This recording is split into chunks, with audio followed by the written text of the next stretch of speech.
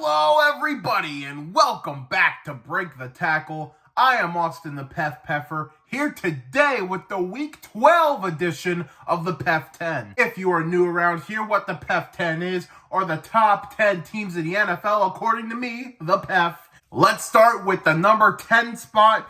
Few different teams I could have put here. I almost put the Texans back in the PEF 10, almost put the Vikings back in. I even considered maybe keeping Washington in, but I just dropped them out for number 10. First time of the year they make it on the list. In come the Denver Broncos. What a statement they made against the Falcons, 38-6. Did not see that coming at all. Now, I'm not ready to say the Broncos are going to be a playoff team just yet, but they are now in the driver's seat.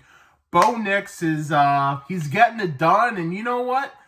Maybe, just maybe, Jaden Daniels does not have Offensive Rookie of the Year locked up just yet. Got to shout out Sean Payton, too. He is dope. He's getting the absolute best out of what he's got, and there's not a whole lot there in Denver. They've already secured the over for 5.5 wins, which that was a ridiculously low season total. Even I didn't think the Broncos would be this good, but I thought that was way too low. I'm very interested to see what the Broncos do from here. Broncos at 10. Coming in at number 9, moving up one spot from last week, despite doing nothing at all, are the Arizona Cardinals. Man, they're in a pretty decent spot. Now, that division, everyone else is 5-5. They're 6-4, so everyone else is right on their heels. But this is a really good spot for the Cardinals. They're ahead. They have a chance to increase that lead. It seems like all the other teams are quite inconsistent. They have a win streak right now. If they stay strong coming off that bye week, they may be in a good spot to make it to the playoffs. Cardinals at 9. At number 8 are the Green Bay Packers, who fall down one spot. Now, yes, they did win, but I don't know if they deserve to. The Bears kind of outperformed them in that game. Maybe they just had to shake off some rust off the bye week. Sometimes the bye week helps you and you're nice and refreshed. Sometimes the bye week has you a little rusty, and there is that Lions fatigue. They hadn't played a game since the Lions, so that's a whole thing apparently. I still feel alright about the Packers. I don't feel as good about picking them to go to the Super Bowl at this point. They might be just a bit too young, but they're definitely in the mix in the NFC. Packers at 8. At number 7, I was really debating if I wanted to move this team up, but I did. I have the LA Chargers. They almost chargered that game, but luckily for them, the Bengals bungled. The bungle is stronger than the Charger. That's a game the Chargers lose, even as far back as last year.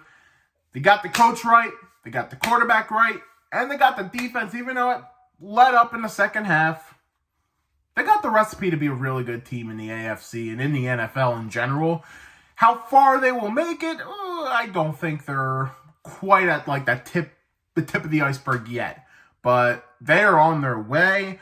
I like what I see from the Chargers, and they got a big matchup next week against who will be number 6 on this list, but Chargers at 7.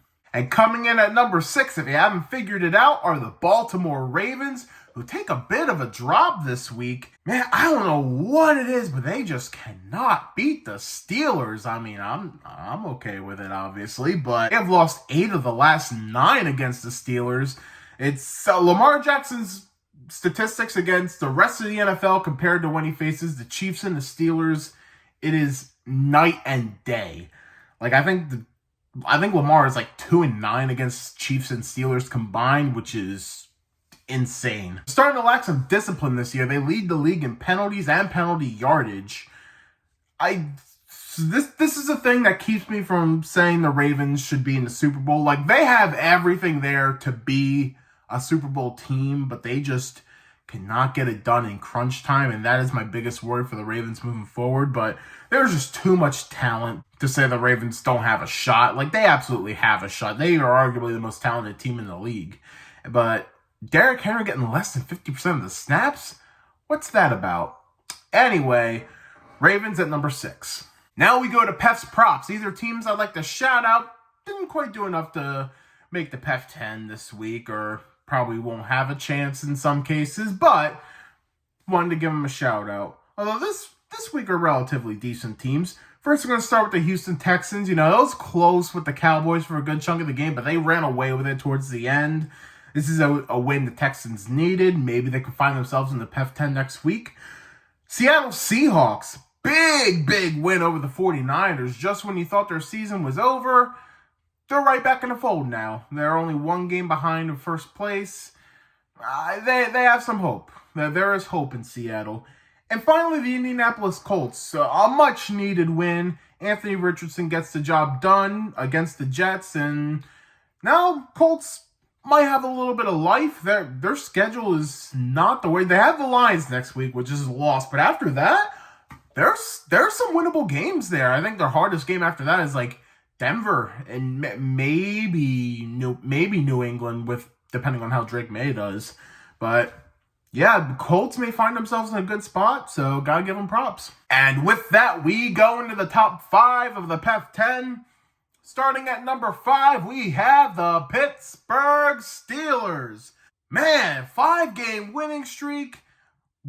Offense did not look good this week, but the defense stepped up. It was classic AFC North football. I'm not ready to say Super Bowl contender just yet because I've had my heart broken before. But man, this team feels different. This is the best I felt about the Steelers since before Big Ben's elbow injury. I think there's a lot to like here. There's definitely some much needed improvements, you know. But a big key to why they won that game, time of possession. They held the ball for 36 minutes. That's a lot. That's a lot of time. Lamar Jackson is not on the field. And that's a winning recipe right there. If you dominate time of possession, you're more than likely winning games. I like to see what they can do from here. They just had their first of 4 straight AFC North games. They just beat the Ravens. Now they have Cleveland on Thursday night. Then they go to Cincinnati, and then they play Cleveland again at home. So it's going to be an interesting stretch for the Steelers, an important stretch for the Steelers, but I got them at number 5. Coming in at number 4, we move to the eastern side of Pennsylvania, where we got the Philadelphia Eagles. I've been skeptical of the Eagles, especially with Nick Sirianni. I have my concerns, but man, this team is just too damn talented not to win. Like, they're loaded. Barkley is a damn menace, and the Giants may forever kick themselves for letting him go to Philadelphia, because that is just beautiful pairing that is just going to get stuff done in the NFC. They easily beat the Commanders. It was close first half, second half. The more talented team is going to run away with it, and that they did. They knocked the Commanders off the PEF 10. Now they got a nice lead in the NFC East. They're the 2 seed in the NFC. It's looking like them and the other top team, which I will get to in a few. Despite my issues with the coaching, I think this talent can overcome it, and leaves me more intrigued to see what they do moving forward. Eagles at 4. At number 3, no, this is not a drill. It has happened. The Kansas City Chiefs have been dethroned. They are now at number 3. Now, I wasn't going to drop them too much, and I'm not going to overreact too much, even though it might seem like I am, but if we're being real, the Chiefs are arguably still the Super Bowl favorite. I mean, we've seen this happen before where they lose to the Bills in the regular season, and then when it matters most in the postseason, they get it done. So, don't sell any Chiefs stock here. Let's not overreact too much. It was one loss. If anything, they probably needed this loss. Take some pressure off of them. They don't have to worry about going undefeated. Just got to worry about getting into the playoffs and winning in the playoffs. Chiefs are still a phenomenal team, and I don't expect them to lose many other games this year. Chiefs at number 3. At number 2, 1 and 2, it's a bit of a coin flip, but you know what? I decided to stick with the order that I had last week, because I didn't see anything to overturn it at this point. At number 2, I got the Detroit Lions, moving up from 3 to 2, back in the 2 spot for the Lions. They dominate the Jags like we expect them to. Plain and simple. I don't have much else to say. You knew what was going to happen. Lions at 2. And coming in at number 1, they beat the Chiefs, and now they take their spot at number 1 on the PEF 10. It is the Buffalo Bills. Man, Josh Allen may now be the MVP favorite at this point. He put that team on his back. And they were missing some key guys, too. They were missing Keon Coleman. They were missing Dalton Kincaid. And they still got this job done. And, man, when Matt Milano comes back for this defense, I would be scared. The Bills are my Super Bowl pick, and I'm going to stick with them, even though I think the Chiefs are probably still the favorite at this point. I'm sticking with my pick with the Bills. I think when Matt Milano comes back, that defense is going to be really humming, and I mean, Josh Allen's getting stuff done. My only worry is that they're going to be too Josh Allen reliant, and it's going to end up biting them in the butt. That's my only worry. But the addition of Amari Cooper has been huge for the Bills. Like D-Hop for the Chiefs, Amari Cooper for the Bills has been a godsend for the Bills. And I think moving forward here, it's hard not to deny them as a top 3 team. And I got them as the number 1 team in this week's PEF 10. Let's recap the PEF 10 for week 12. At 10, the Broncos. 9, the Cardinals. 8, the Packers. 7, the Chargers. 6, the Ravens. 5, the Steelers. 4, the Eagles. 3, the Chiefs. 2, the Lions. And 1, the Bills. That's going to do it for the PEF 10. What did you think? And what are your top 10 teams in the league right now? Share those in the comments. Be sure to hit the thumbs up if you enjoyed this video. Hit the subscribe button for more content by Break the Tackle. And check out some of our other videos. We also have a Facebook page and an Instagram page, so be sure to check those out and give them a follow as well. Thank you all so much for watching Break the Tackle. We love football. We talk football.